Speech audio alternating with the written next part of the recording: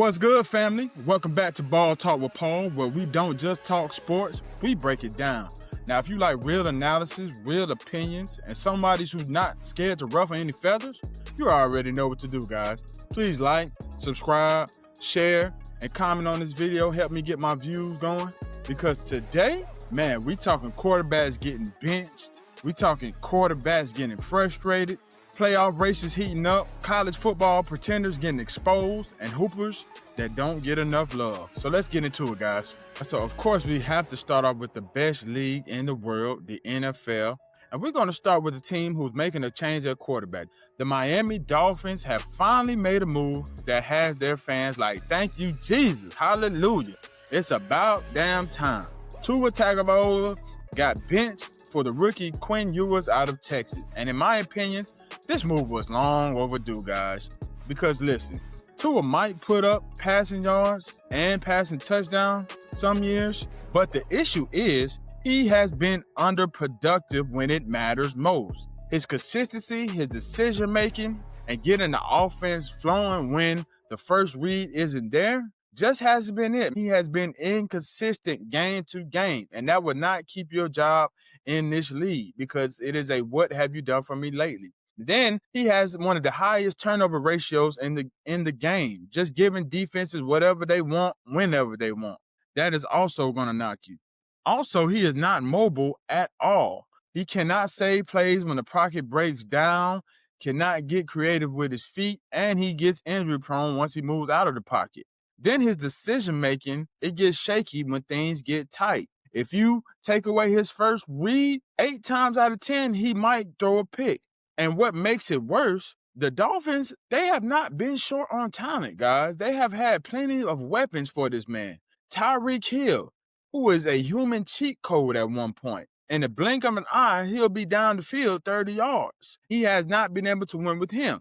He has Jalen Waddle, a smooth and quick elite separation wide receiver, and he cannot find him most of the time. Then he has a huge weapon in Darren Waller, a big body tight end, who is too athletic for linebackers and too strong for DBs, but he cannot seem to find him most of the time either. Then in his backfield, Devon A-Chain, man, the guy is just pure lightning. He is always one crease away from a house call every time. But you cannot rely on him, especially if the passing game is not going, which is Tua's problem. Now, there are guys that can change the game, but with Tua back there, it's just hard for them to consistently get the rock. And you have to have a quarterback who can get the talent, the ball whenever. Now, Miami, they are turning to Quinn Ewers, and I'll be real. His first couple of starts is going to be rough. It's going to be ugly because rookies always have that welcome to the NFL moment where they're just trying to figure things out. But Quinn brings what Miami wants right now, and that's upside and spark. Now, he's the type of quarterback who can add energy to an offense that has been stuck in a rut for a while. So I'm excited to see what he can do. They did pick up Zach Wilson in free agency. And yeah, he could have been a solid option for them too because he knows how to extend plays and make some throws sometimes. But they don't want to take a chance on a quarterback who's already had reps in this league. They want to see what their young rookie can do and see if he can take that leap to possibly become their franchise quarterback.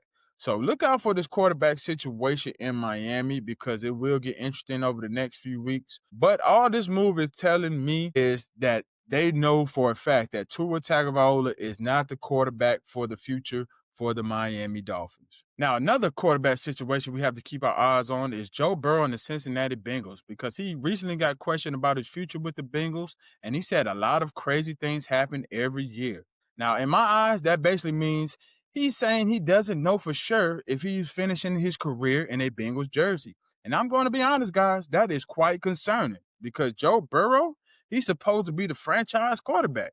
He's supposed to be the guy you build everything around. Now, he already vouched to the front office for Jamar Chase and T. Higgins and got them the bag just to keep him happy. But I don't know if that's going to keep him there because it still feels like Joe is frustrated with the direction of the team, especially the last couple of seasons. Now, yes, Burrow hasn't helped by being hurt, but the front office still has to improve. The defense, they have giving up some of the most points in the league recently. The supporting cast is just not it outside of Chase and Higgins. They need to find some consistency there. And the overall stability of the team has just been up and down. You never know what you're going to get.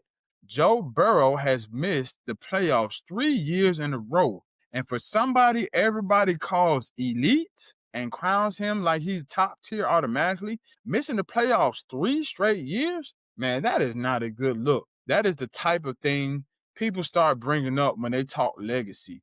So in my opinion, the Bengals, they better figure this out quick and figure out what Joe needs next year, because if not, he is going to be out of there sooner than later. Let's move on to the NFL Sunday slate. The first matchup we got to talk about is those Carolina Panthers going up against the Tampa Bay Buccaneers. Now, both teams are 7-7, and both are trying to grab the number 1 spot in the NFC South. Now, the Panthers, they just lost to the Saints, which was a bad look, and the Buccaneers just lost to the Falcons on Thursday night, which was terrible as well. Now, this game is in Carolina, so you think the Panthers would have an edge, but here's the problem, guys. The Carolina Panthers, they have been 0-11 when they were favored in matchups, which is absolutely insane. So that's basically saying you can't rely on the Panthers even though everything looks good. You just never know what they will do because they always disappoint when it matters most. Now, Tampa Bay was healthy as possible last week and still underperformed. Not a great sign, but Mike Evans, he finally came off of IR and he had 100-plus receiving yards. He's still going for that 1,000-yard streak. And if you know Mike Evans, that's what he does. He's just a big body bully receiver. He has strong hands and always wins the my ball catches. And Bucky Irvin, he also looked good too. He runs hard. He hits the holes quick, and he has a burst that other running backs don't. So both teams are hungry, but I got to go with the Tampa Bay Buccaneers here, guys, because they just have the better overall team. Then they have the better quarterback overall, Baker Mayfield. I'm taking him 9 times out of 10 over Bryce. Then they have the better head coach, Todd Bowles. He has been here before. He knows how to get his guys up for these types of matchups. So give me Tampa to win this one and probably pull out the NFC South. Let's talk about this next big-time matchup. We have the Philadelphia Eagles going up against those Washington Commanders. Now, the Eagles are sitting at 9-5 and trying to be the first team since the early 2000s to win the NFC East title back-to-back years. Now, the Eagles, they have found their groove last week against those Las Vegas Raiders. We shut them out 31-0, and we held them to 75 yards of total offense. That is the second lowest yardage total in Philadelphia history. Man, that is not just defense. That is a crime scene. We murdered those guys. And I feel like Jalen Hurts, he put that 4-interception game behind him and has locked back in on a full throttle level. The receivers, they look locked in too. Offense is just getting more fluid. Saquon Barkley, he looks like he's starting to get rolling again, which is a great sign because when Saquon is rolling, the whole offense just opens up. And the offensive line is getting healthier. We're still missing Lane, but he'll be back soon. And now the Commanders, on the other hand, man, they are banged up bad. Aiden Daniels, he got shut down for the rest of the season, so we won't see him until next year. Then Zach Ertz, Philadelphia legend, he got his knee tore up last week, so he won't be back and probably played his last down of football. So they are hurt, but they did win last week, so they still will have some type of confidence. Plus, they will be at home, so you can never count out a division opponent on the road. It's always tough, but you know I'm rocking with Philly, guys, because we just have the better roster. We have the better mindset right now, and we have everything to prove in this matchup. So I think we go into Washington and put belt to ass on those Commanders. So give me the Eagles winning this one and taking the NFC East crown home. Next big-time division battle, we have the Green Bay Packers going up against those Chicago Bears. Now, Green Bay is 1 game behind the Bears for the division, but they're without their superstar defensive end, Micah Parsons, who tore his ACL, is now out for the season. So the defense needs somebody else to step up. Jordan Love has been playing good football, but he just needs to protect the ball and be efficient when it matters most. Josh Jacobs also has been running well, but that knee has been on and off. And if Jacobs is healthy, the run game gives Green Bay a real shot. But the biggest question is, who is the real number 1, guys? Christian Watson, he is hurt again and stays on the IR list. So Romeo Doubs is the best bet, it looks like, and Jordan Love will have to keep feeding him. But Chicago's defense is nasty, led by their superstar corner, Jalen Johnson, who has locked down DB energy night in and night out. Then their star defensive end, Montez Sweat, a real pass threat who loves to get after the quarterback and cause disruption in the backfield. And then the Bears' offense is also cooking. Caleb Williams has 3,000 plus passing yards and looking to get that 4K, which no Bears QB has ever done in franchise history. And if they keep establishing the run with DeAndre Swift and Kyle Monangai, that two-headed monster in the backfield, they will definitely be a problem. And Ben Johnson, he keeps dialing up creative plays, just has the offense looking like night and day compared to last year. So Chicago will be just fine. And I am taking Chicago in this one because it'll be a hard-nosed, defensive, and creative coaching matchup, which I think the Bears just have a slighter edge in this year. So give me Chicago winning this ball game on Sunday. This is not a division opponent, but it is still a huge matchup. We have those Jacksonville Jaguars going up against those Denver Broncos. Now, the Broncos have won 10 straight, and the Jags are 10-4. And Trevor Lawrence just had his career best game with 300 passing yards, 5 passing touchdowns, and 1 rushing touchdown. The first quarterback in NFL history to do that. That is absolutely absurd, guys. You have to give him his credit. And Travis Etienne, he had 3 touchdowns on that day, showing why he is elite running back who has takeover ability. Brian Thomas Jr. also came alive too. When he's involved, that offense just looks way more dangerous. Then they extended Jacoby Myers to a 3-year deal, just doubling down on what he brings, just reliable hands, steady route running, and he's a real chain mover. But Denver, though, they are playing real football, guys. They have won their last 10 games. And Bo Nix, his last game, he had 300-plus yards and 4 touchdowns. So this is a who wants it more type of matchup. But I'm taking Denver in this one, guys, because for one, they are at home, and we know how hard it is to play a mile high. And that defense is just suffocating when they have their fans backing them up. I think it's going to be hard for Trevor Lawrence to get a rhythm going. So give me Denver in this matchup, winning in a close ball game, but I have Denver pulling this one out. Now, for the Sunday night showdown, we have to talk about those New England Patriots battling the Baltimore Ravens. Now, the Patriots, they are sitting pretty at 11-3, but coming off of a bad loss to the Buffalo Bills after blowing a 21-0 lead. He did look okay, but he didn't finish, and that is what you get judged off of in this league. Now, the rookie running back Travion Henderson, he flashed again, showing his home run hitting ability, just hitting the creases at will, and he is gone when he gets a chance. But New England, they need consistency when the run game isn't working, and Drake May can't find his receivers. Who is the go-to guy for them? Now, it is supposed to be Stephon Diggs, who they received in the offseason, but he has been up and down, and you just can't rely on him when you need him. And the defense has also been up and down as well. Now, the Ravens, on the other hand, are 7-7 and fighting for their playoff lives. Lamar Jackson, he has been underperforming this year in the rushing category and the passing category. Derrick Henry has 1,000-plus rushing yards, but hasn't been getting the carries like he usually gets. Might be a sign of him slowing down. Now, the Ravens, they are at home, so I expect them to run the ball, try to get Lamar going, to get Zay Flowers, Mark Andrews involved as well. But I got to go with the Patriots in this situation because Mike Vrabel, he is an elite coach. He knows what he's doing, and he knows how to rally his guys after a loss. And I don't see the Patriots losing back-to-back, especially to a Baltimore Ravens team who has been inconsistent on the offensive side of the ball. So give me the New England Patriots bouncing back in this one on NFL Sunday Night Football. The college football playoffs are back, baby, and I am so excited to see these matchups. We finally get to see who are the real pretenders and who are the real contenders. The first matchup we have is the Alabama Crimson Tide going up against those Oklahoma Sooners. Now, Alabama and Oklahoma already played one time this season, and Oklahoma, they got the dub in Tuscaloosa, which was surprising to a lot of people. They beat Alabama 23-21. Now, their quarterback, John Maytier, man, the guy is just relentless. He is a play extender. He uses his feet well. He uses his arm whenever he needs to, and he is just never out of it. Then his wide receiver one, Santiago III, he has 900 receiving yards and 7 touchdowns, just an elite wide receiver one. But Bama has that sour taste in their mouth from that Oklahoma loss, and they have another sour taste from the SEC title loss to Georgia. So I'm sure their quarterback, Ty Simpson, will be fueled up for this matchup. Their coach, Kalen DeBoer, will have adjustments, and Alabama will show their championship DNA. So give me Alabama in a hard-fought battle between two SEC opponents. You guys should already know what it is for this next matchup. You see the colors, you see the shirt.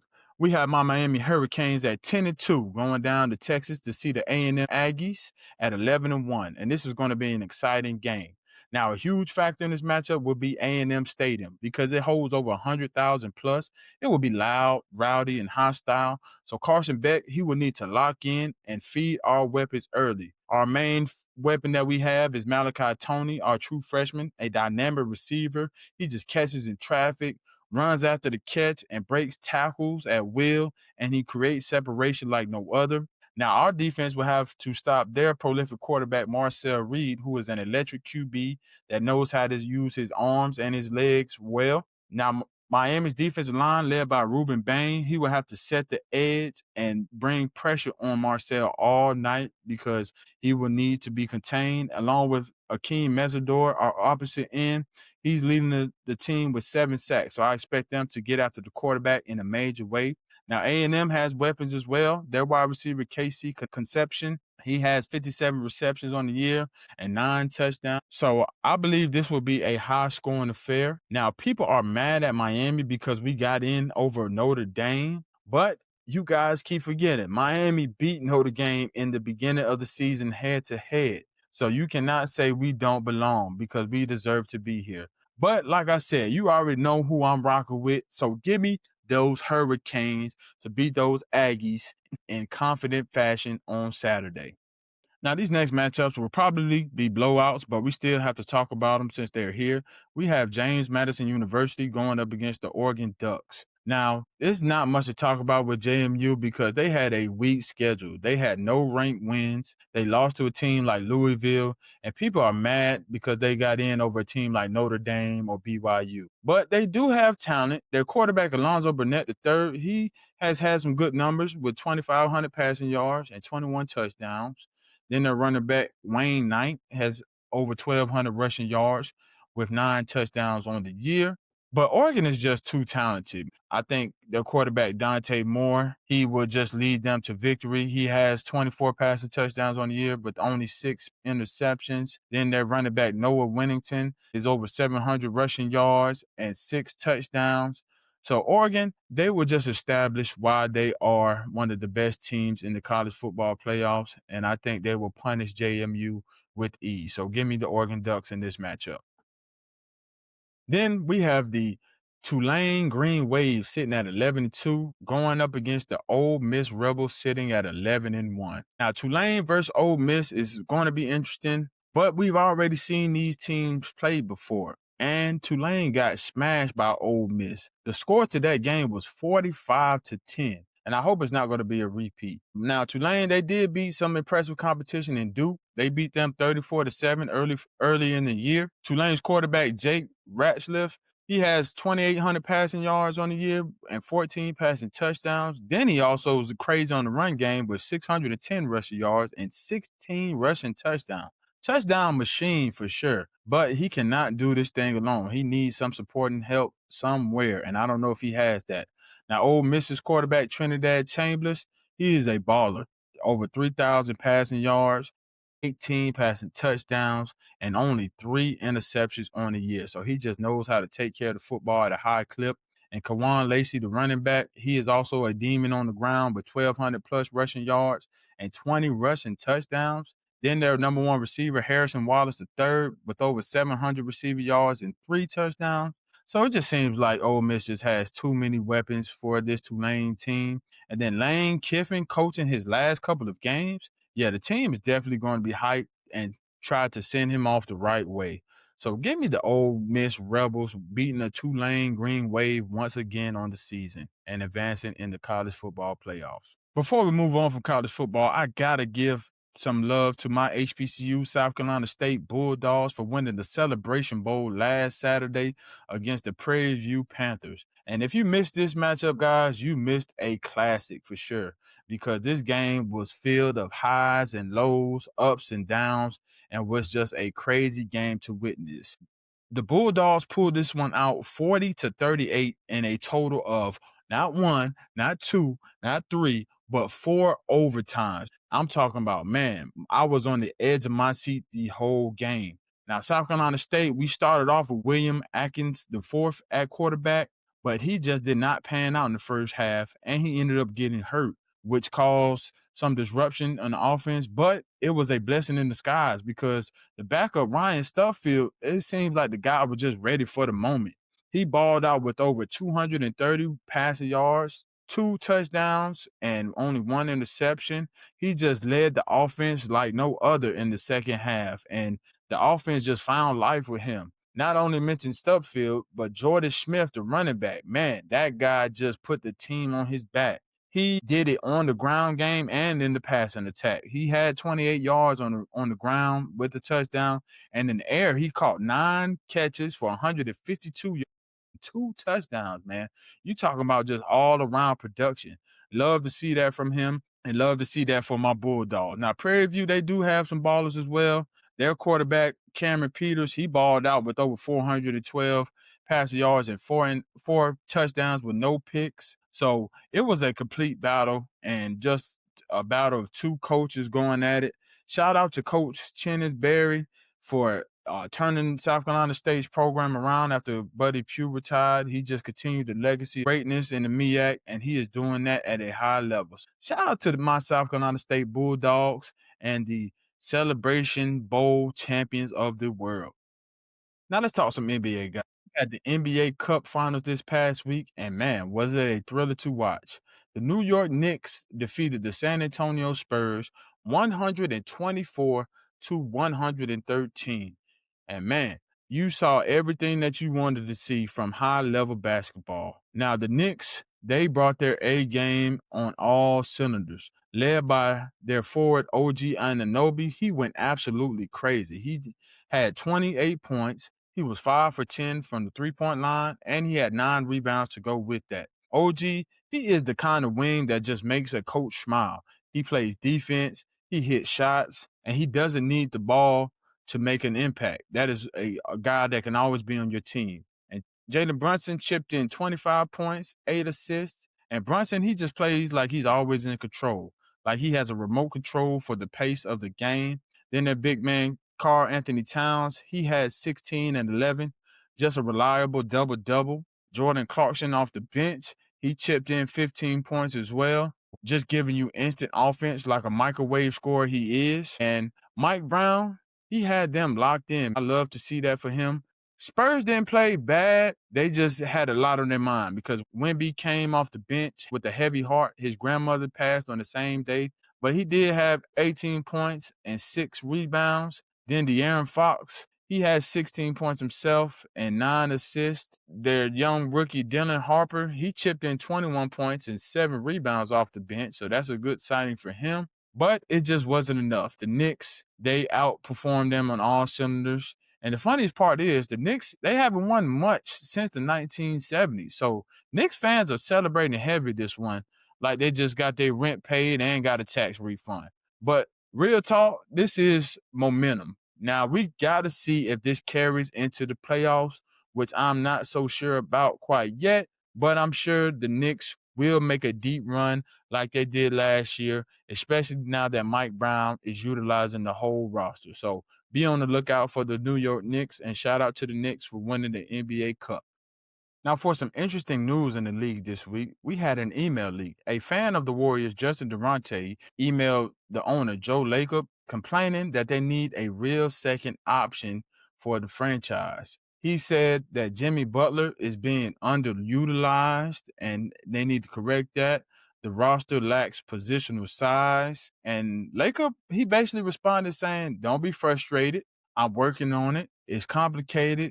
Jimmy is not the problem. Now, Steve Kerr said it's not a big deal to them and they're working things out. But from a fan standpoint, it's a little concerning for sure because the Warriors, they were supposed to be contenders after getting Jimmy. Steph had to drop 48 points the other night against Portland, and they still lost.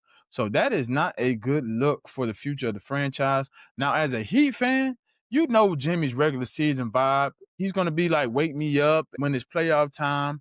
But Golden State, they need regular season success too. They can't rely on playoff Jimmy if they're not even looking right now. So they need a big who can score and defend because their size is an issue.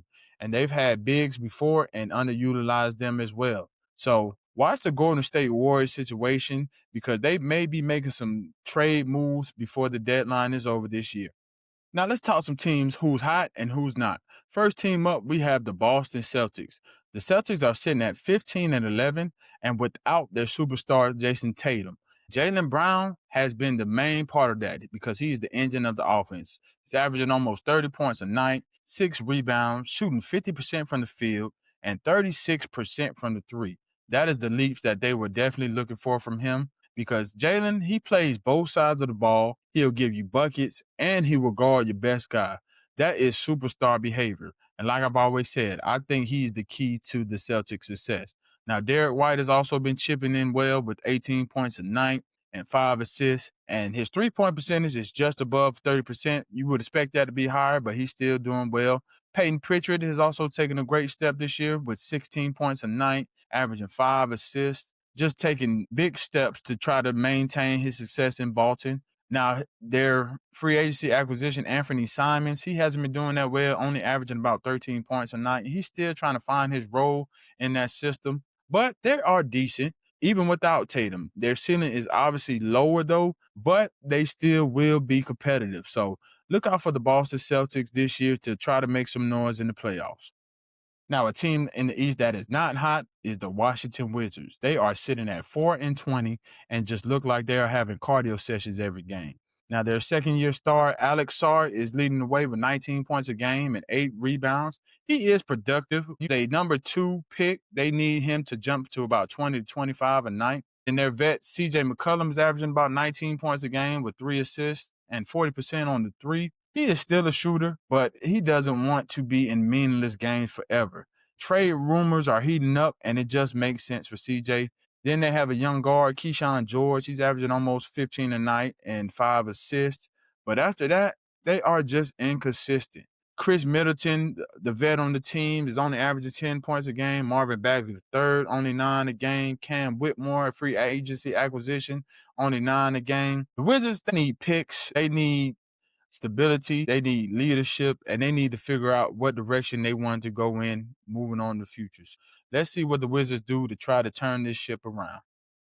Now let's move on to the West to talk about a team that's hot right now. We have the Phoenix Suns, who are sitting at 14-12 and second in the Pacific Division right now, led by their superstar guard, Devin Booker, who's averaging 25 points a night, 45% on the field, and 30% from the free. Still an elite scoring guard who can score night in and night out. Then their menace, Dylan Brooks. He's averaging 21 points a night. He is playing that villain role to a T right now. He brings the energy and loves all the smoke. Then their shooter, Grayson Allen's averaging 16 points a night on 39% from the three, just prolific from the three. Then their big man, Mark Williams, is averaging around 13 points a night and 8 rebounds. Now, Jalen Green is still hurt. I think he just recently came back. But if he could come back strong, they could definitely be a legit play-in contender and possibly make some noise in the playoffs. So look out for the Phoenix Suns because they do have pieces to make some noise in the West. Don't expect them to go too far, but they will definitely be competitive. Now, for a team that is not hot in the West, we have the Portland Trail Blazers. They are sitting at 10-16 and 5th in the Northwest Division. Portland needs to figure it out fast because they don't know what they are doing. Now, they have a star forward in Denny Avita. He's averaging about 25 points a night, 7 rebounds, and 6 assists. He's doing everything he possibly can to keep them afloat. Then they have a guard, Shaden Sharp. He's averaging around 21 points a night on 45% shooting. He is just a consistent bucket. And Jeremy Grant is averaging 20 points a night. But we need more from Jeremy on both sides because we know what type of talent he is. Jrue Holiday has been chipping in well with 16 points a night and 8 assists. But the bench is just absolutely weak. There is no one who averages over 10 points there, and that is a problem. And also, they have no leadership because their head coach, Chauncey Billups, was caught up in that gambling situation with the feds. So they are still looking for direct leadership and who can lead this team to better heights. I don't know what the Portland Trailblazers need to do. I know they still have Damian Lillard on IRs recovering from an Achilles injury. So when he gets back, I know that will bring a boost to the offense, but it'll probably still not be enough to make them competitive. So Portland, get in the draft, get some picks, build up your roster, and get some help for this franchise. All right, now moving on to college hoops. We have to start with the usual suspects who are typically there at the end of the year, the UConn Huskies. UConn is sitting at 11-1, first in the Big East Conference, and they are doing what UConn always does. They are winning games, breaking hearts, and making people act surprised every year. Like, why are we even shocked about this? This program is a basketball factory. And their resume this season, it is not a fluff by far. They have some real wins on there. First, they beat BYU 86-84. That is a close grown man win with pressure moments, and they did not fold, which you love to see. Then they beat the number 13 Illinois 74-61. That was a statement game. That's a we are not here to participate. We are here to dominate type of affair. Then they beat the number 21 Kansas Jayhawks 61-56. And we all know Kansas does not just lose to anybody. That is a grinded out defensive win that they earned. Then beating the defending champions, the Florida Gators 77-73. Oh yeah, that is what I call a confidence booster win. Like, oh, y'all was champions? Cool. Now hold this L, and it's our turn now. Now, this UConn team, it is resilient. And you can tell that they are confident because they play like they expect to win night in and night out. They don't play scared. They don't play like hope we can. They play like, nah, we're supposed to be here and we are here for a reason. Now, let's talk about some of their personnel because a lot of people don't even know who is on the roster right now. First, we have their guard Solo Ball, who is averaging 15 points a night and shooting 42% from the field. And he's the type of guard that plays with quiet confidence. He is not doing all that extra stuff, doing all the dribbling for TikTok. He is efficient. He gets to his spots. He's like a smooth operator, man, just smooth as butter. But one minute you thinking he ain't doing nothing, then the next minute, he has 18 points, and you don't even know how. The reason he's doing this is because UConn uses him as a steady scoring engine. Not necessarily the flashiest dude, but he keeps the offense from going dry. And that is what you want out of a point guard. When things get tense, he's the guy that can hit that timely jumper, calm everybody down, and say, let's go, guys. Then you got Terrence Reed Jr., their 6'11 forward, averaging around 14 points a night and 7 rebounds. That is a grown man down there in that paint. He is not just tall. He plays with physical paint bully energy. That's what you need. He's got that. He's the kind of big that sets screens, rolls hard, finishes through contact, and that rebounding, man, that is nothing but effort and positioning. That's I want the ball more than you do, basketball. And he's averaging what he's averaging because UConn lets him be that inside anchor. He's the cleanup guy, the rim presence, the don't come in here acting sweet guy. That is who he is. And then they have Alex Caravan averaging 13 points a night, shooting 43% from the three. That's a big that can shoot. That's a real floor spacer. He's the type of guy that makes defenses pay because if you play off of him, that's 3 points right there, period. And why that matters, when your forward is shooting 43% from deep, now your bigs have space, your guards have lanes, and your whole offense opens up like Walmart at 6 a.m. So overall, UConn, they just have continuity, they have leadership, and the system that is working. Dan Hurley keeps coaching them up, and you know he will. I think their ceiling is at least the Elite Eight if they keep playing like this. So, yeah, definitely be on the lookout for the UConn Huskies because they look like they got that March ready type of energy already. Next team up, we have the Iowa State Cyclones, and they are sitting at 11-0 and first in the Big 12 conference, and they are playing some absolute grown man basketball themselves right now. This is not the type of team that just out talents you. They execute you as well. They play defense. They know their roles. They don't beat themselves. And their biggest wins, they have some legit ones on there. They beat the number 14 St. John's 83-82. It was a close game with some big moments, but they held firm and pulled it out. In their next matchup, they blew out Syracuse 95-64. That is not a win. That is a crime scene. Murder all over the place. Then they beat the number 1 Purdue Boilermakers 81-58. And I need y'all to understand, if you beat the number 1 team by 23 points, you're not nice. You are a problem. So I think the Cyclones are definitely going to carry that momentum. This team plays like they got real belief, like they walk in the gym thinking, we're better than you, and they back it up. Now, we have to talk about some of their personnel as well because they have some dudes. First guy, we have Milan Makalovic. He's averaging 17 points a night and shooting 52% from the three. 52% is absolutely insane, guys. That is not a hot streak. That is not a couple of good games. That is elite shooting. He's a stretch forward who makes defenses uncomfortable because you can't just pack the paint. If you leave him, you already know what time that is. That's 3 points on your head. And if you close out too hard, he can put it on the floor and punish you that way as well.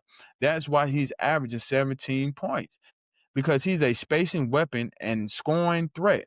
And defenses have to account for him every possession. Then also they have Joshua Jefferson averaging 17 points, 6 rebounds, and 5 assists while shooting 42% from the three. This is an all-around stat line that you just cannot ignore. That is a give me the ball and let me run the show type of forward. He's the connector, the glue guy, the do whatever the team needs guy. And when you're starting 5 and when you're getting 5 assists a night as a forward, that means you're seeing the floor, you're making the right reads, and you're not being selfish. That is what you love to see on the basketball floor. Then they have Tamin Lipsey. He's averaging 15.5 points with 5.5 assists and 49% from the field. Absolute efficiency. He is a floor general. He controls the tempo at will. He knows when to speed it up, and he knows when to slow it down, when to get a bucket, and when to set the table. Shooting 49% as a guard, that tells you he is just not chucking it up.